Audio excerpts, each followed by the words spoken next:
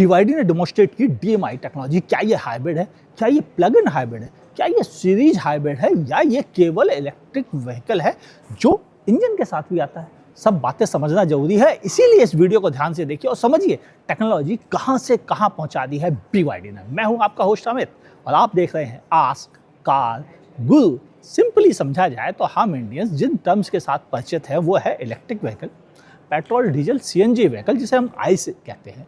इसके अलावा हम परिचित हैं हाइब्रिड सेटअप से, जहां पर कि एक छोटी बैटरी भी कभी कभी पावर प्रोवाइड करती है व्हील्स को और इंजन भी पावर प्रोवाइड करता है। इस तरह से हम हाइब्रिड सेटअप का इस्तेमाल करते हैं और ज़्यादा से ज़्यादा एवरेज पाते हैं और इसीलिए काफ़ी लोगों को हाइब्रिड बहुत फैसिनेट करता है।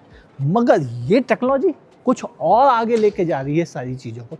आइए पहले समझते हैं क्या क्या मोड हैं और वो कैसे काम कर रहे हैं।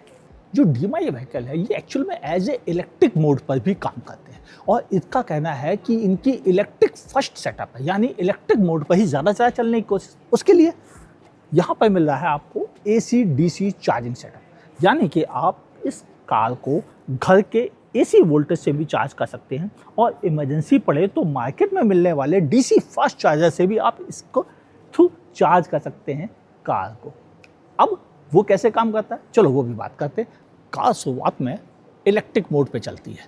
इलेक्ट्रिक मोड में चलने का फ़ायदा क्या मिलता है कि ये बैटरी जिसमें कि आपने चार्ज किया है और ये बैटरी चार्ज होने के बाद पूरी गाड़ी को ड्राइव करती है, यानी ये पावर देती है मोटर को जो कि वहाँ साइड में दी हुई है और वो मोटर पहियों को पावर प्रोवाइड करती है। इस तरह से सड़क पर व्हीकल चलता है और ये बैटरी जब तक 75% कंज्यूम नहीं हो जाती है तब तक कोशिश करती है कि वह केवल इलेक्ट्रिक मोड में रहे सिटी ड्राइविंग कंडीशन में, मगर केवल सिटी ड्राइविंग कंडीशन में। और जैसे ये 25% पे पहुंच जाती है बैटरी तब काम करता है इसका जनरेटर, जो कि एक्चुअली एक इंजन भी है और ये आर्किंसन इंजन है, यानी एक ज़्यादा सिंपल परफॉर्म करने वाला इंजन जो लगभग एक जैसा RPM, एक जैसा टॉर्क हर समय प्रोवाइड करता है जो एक जनरेटर की मिनिमम रिक्वायरमेंट होती है। और ये फिर काम कर स्टार्ट करता है और क्या करता है कि यह बिजली पैदा करता है जनरेटिंग मोटर के थ्रू।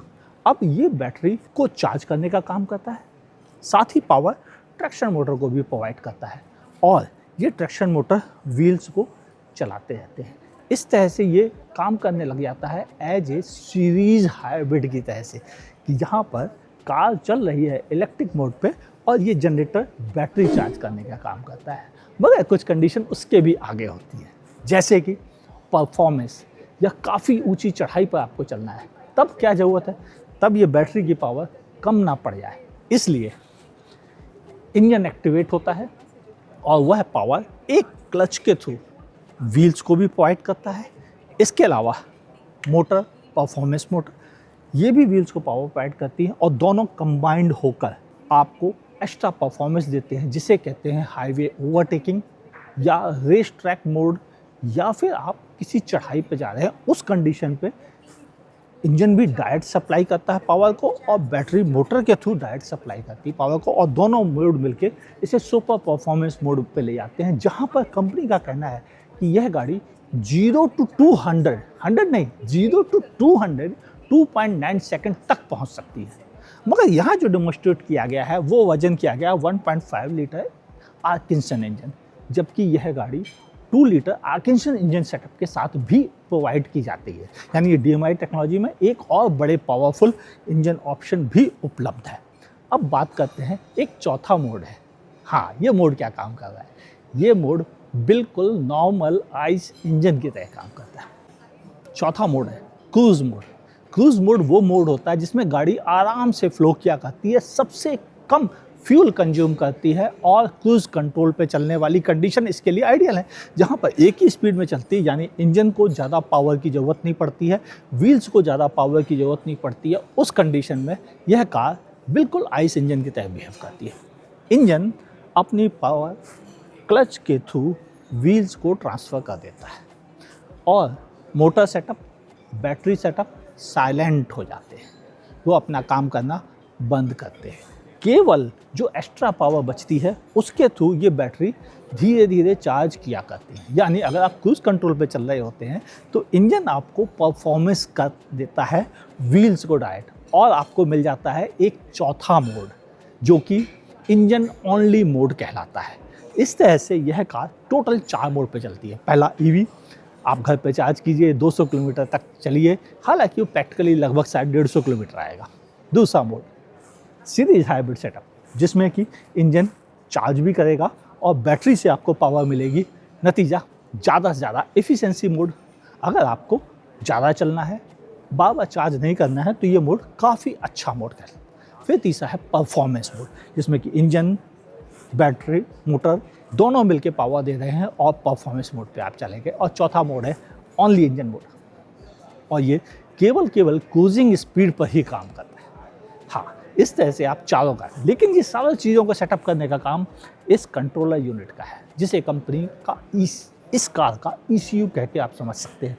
और ये कंट्रोलर ये सारे काम ऑटोमेटिकली करता है। आपको EV मोड पे डायरेक्टली जाने की ज़रूरत नहीं, आपको परफॉर्मेंस मोड पे जाने की ज़रूरत नहीं, आपको डायरेक्ट क्रूज मोड पे जाने की ज़रूरत नहीं। ये सब कुछ आपकी ज़रूरतों के हिसाब से एडजस्ट करता रहता है। Time to time milliseconds में यह एडजस्ट कर लेता है अपनी अगली सेटिंग, ताकि आपको पता ही ना चले कि कब EV से सीरीज हाइब्रिड मोड पे आ गए, कब सीरीज हाइब्रिड मोड से आप परफॉर्मेंस मोड में आ गए, या सीधे EV से परफॉर्मेंस मोड में आ गए, और कब परफॉर्मेंस मोड से आप सीधे आराम से सिंपल क्रूजिंग स्पीड पे आ गए। और इन चारों को कैसे भी एडजस्ट किया जा सकता है। सीधे इंजन मोड से डायरेक्ट परफॉर्मेंस मोड पे जाया जा सकता है, या डायरेक्ट EV मोड पे जाया जा सकता है, या डायरेक्ट सीरीज हाइब्रिड सेटअप के साथ जाया जा सकता है। एक्चुअली ये इन्फॉर्मेशन है जो इस प्लग इन हाइब्रिड टेक्नोलॉजी, जिसे कि BYD DMI कह के बुलाता है, वो है। हालांकि मुझे मालूम है बहुत से लोग इस बात को अच्छे से समझा नहीं पाएंगे आपको, लेकिन फिर भी मैंने कोशिश की है कि एक इंजीनियरिंग माइंड के साथ, जो पिछले 6 साल से इस टेक्नोलॉजी को क्लोजली वॉच कर रहा था, वो कैसे अपनी सिंपल भाषा में आपको बता पाता है। इन्फॉर्मेशन अच्छी लगी हो तो लाइक कीजिएगा, लेकिन एक और बड़ी इन्फॉर्मेशन आपके साथ शेयर कर रहा हूँ। BYD ने कन्फर्म किया है कि वह इस टेक्नोलॉजी को इंडिया में अपनी सील यू के साथ ला रहा है, और हमें उम्मीद है कि वह इस दिवाली तक शायद भारतीय बाजार में लॉन्च कर दी जाए। आपका क्या कहना है? क्या आप भी एक्साइटेड हैं?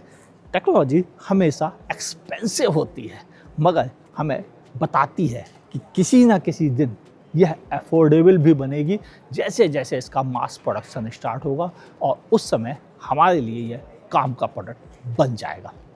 आपका क्या कहना है? लिखिएगा नीचे कमेंट सेक्शन में। और इस टेक्नोलॉजी को समझने के लिए अगर आप कुछ और पूछना चाहते हैं, डायरेक्टली मुझे कमेंट में पूछ सकते हैं। वीडियो अच्छा लगा हो लाइक कीजिएगा, नहीं पसंद आया हो डिसलाइक करने में संकोच मत कीजिएगा। फेसबुक पे लाइक और फॉलो कर लीजिए, यूट्यूब पे देख रहे हैं तो सब्सक्राइब कीजिए, नोटिफिकेशन ऑन कीजिए और देखते रहिए आस्क कारगुरु को।